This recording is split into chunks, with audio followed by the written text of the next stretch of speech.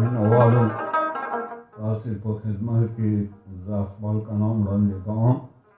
د کلام وړاندې کولو نه وړاندې تاسو ټولو قدرمنو ته درخواست کوم چې زما دا چینل چې کوم دی د پښتو ژبې ته وده ورکولو لپاره دی، نو تاسو نه زه دا هیله لرم چې دا به تاسې سبسکرایب کړئ او خپلو ملګرو سره بیا شیر کړئ، چې هر چا ته دا ورسېږي او هغوی ترنه خپل مطلب واخلي او مختلفو موضوعاتو باندې به بیا خبرې اترې کوو، شعرې به کوو.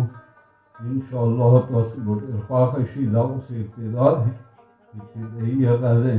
نو کلام دی: نه پتنګ به موړ په سرو لمبو د اور شي، نه پتنګ به موړ په سرو لمبو د اور شي، نه به زړه زما د تورو زلفو تور شي، نه به زړه زما د تورو زلفو تور شي.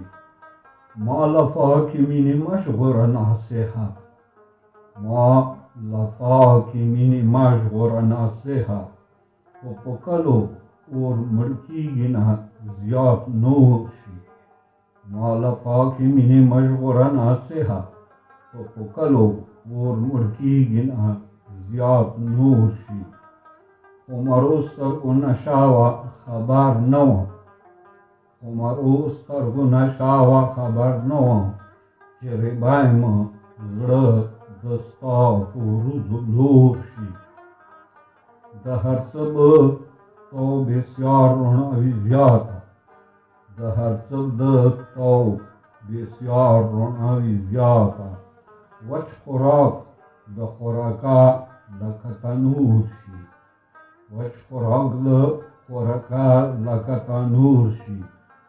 حال احوال به در معلوم شي زما هله، حال احوال به در معلوم شي زما هله، زړه رباب په مضرابي شونډو کسور شي، زړه رباب په مضرابي شونډو کسور شي.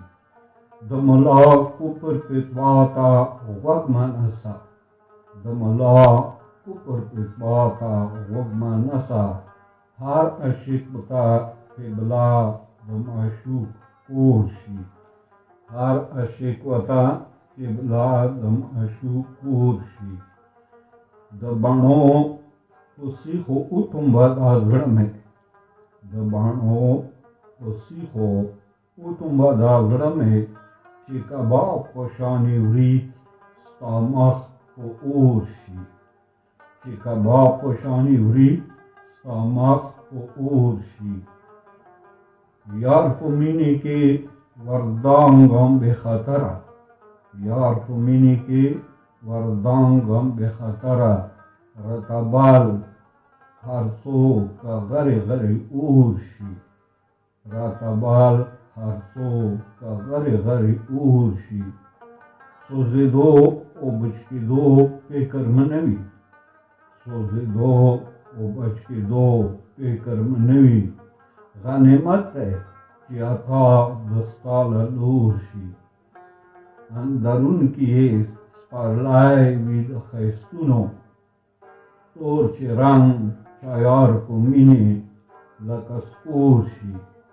په خاموش جور و ستم نه لاس وانخلي، په خاموش جور و ستم نه لاس وانخلي، یوه ساه پاتې دی چې دا هم په تا پور شي، یوه ساه پاتې دی چې دا هم په تا پور شي. په خاموش جور و ستم نه لاس وانخلي، په خاموش جور و ستم نه لاس وانخلي، یوه ساه پاتې دی چې دا هم په تا پور شي. ډېره مننه. سلام.